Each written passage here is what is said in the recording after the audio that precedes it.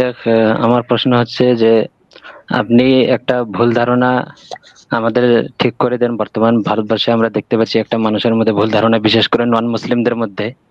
সেটা হচ্ছে, আপনি হয়তো জানেন যে কোরআনের মধ্যে একটা আয়াত আছে যেখানে বলা হয়েছে যে তোমরা মুশরিকদেরকে বা কাফিরদেরকে যেখানে পাও হত্যা করো। তো এই আয়াতের সঠিক অর্থটা কি, এবং এর অর্থ মানে কি এটা যে আমরা নন মুসলিমের উপর জুলুম বা ন্যায়পরায়ণতা করব না?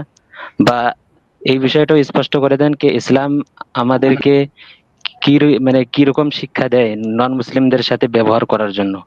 ইসলাম কি আমাদেরকে এটা বলে যে আমরা নন মুসলিমদেরকে যেখানে পাবো হত্যা করব, বা তাদের সাথে ন্যায় বিচার করব না, বা তাদের সাথে ন্যায়পরায়ণতা করব না?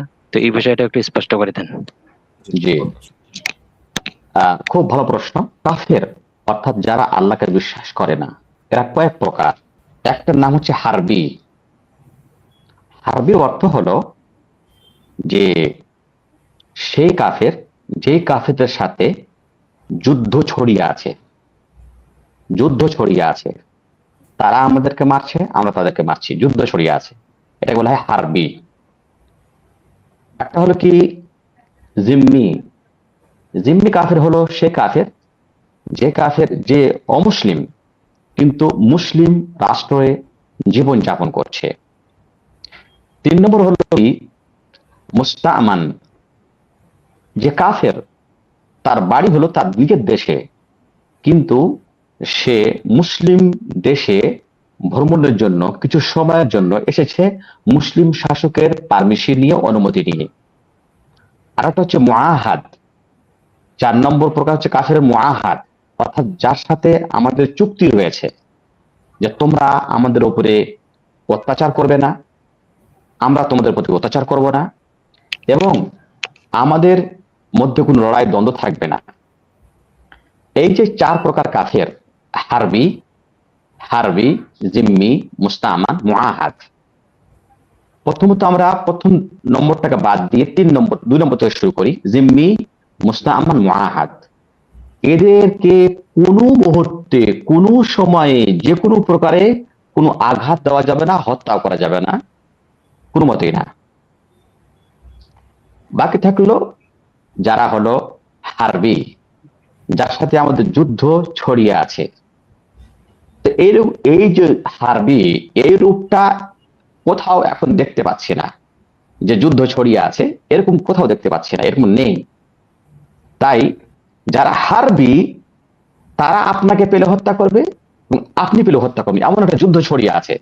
তো যুদ্ধের ক্ষেত্রে আল্লাহ পাক বলছেন যে যারা তোমাদের সাথে যুদ্ধ করছে, যুদ্ধরত আছে, তোমাদেরকে পেলে হত্যা করে দেবে। সেই মতো কাফেরকে তোমরাও যেহেতু যুদ্ধ আছো, তাই তোমরা যখন তাদেরকে পাবে তখন তোমরা হত্যা করো। এই আয়াতের অর্থ হলো এটা।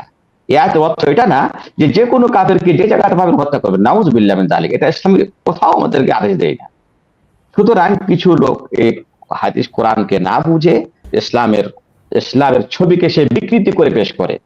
ইসলাম কখনো কাউকে হত্যা করার আদেশ দেয় না, বরং ইসলাম বলছে যারা কাফের তাদেরকে তুমি তাওহীদের দাওয়াত দান করো, ইসলামের দাওয়াত দাও। হ্যাঁ, তবে ইসলামের দাওয়াত দেওয়ার পরে পরে আল্লাহ পাক বলছেন লা ইকরাহা ফিদ্দীন, তুমি তাকে গলায় রশি দিয়ে তাকে ইসলামের মধ্যে দীক্ষিত করতে পারো না, ইসলামের মধ্যে দীক্ষিত করতে পারো না। তাকে তুমি দাওয়াত দাও, সে যদি ইচ্ছায় হয় সে ইসলাম গ্রহণ করবে, আর না হলে ইসলাম গ্রহণ করবে না।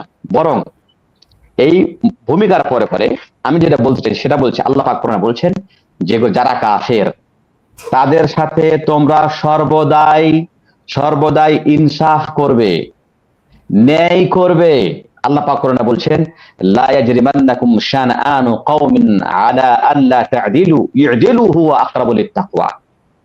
কোন কাফেরদের সাথে তোমার যদি বৈষম্যতা থাকে, তো এই বৈষম্যতার কারণে, হিংসার কারণে, রাগারাগির কারণে, দুশ্মনির কারণে তোমরা ওদের সাথে অন্যায় করো না।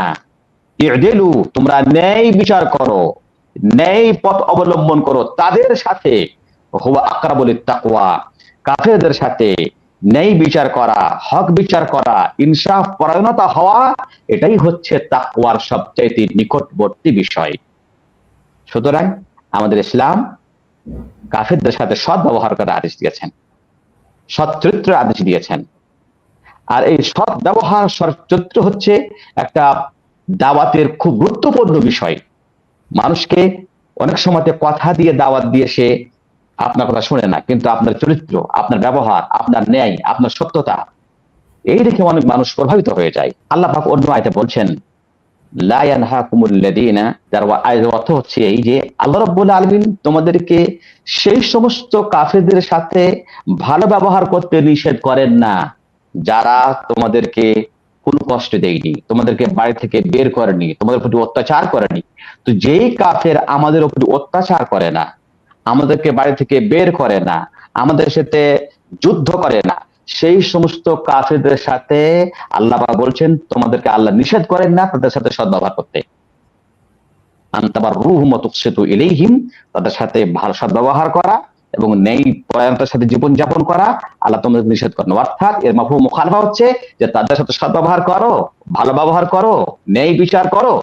সুতরাং মূল কথা হলো যে কাফেরদের সাথে, সব মানুষের সাথে আমাদেরকে সৎ ব্যবহার করার আমাদেরকে আদেশ দিয়েছে কোরআন কারীম।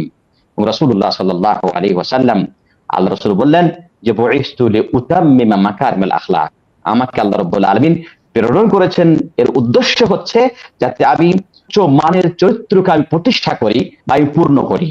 সুতরাং একজন মুসলমানের জন্য উচিত হবে সমস্ত মানুষের সাথে, সে মুসলিম হোক অমুসলিম হোক, তার সাথে সদ্ব্যবহার করা। জি।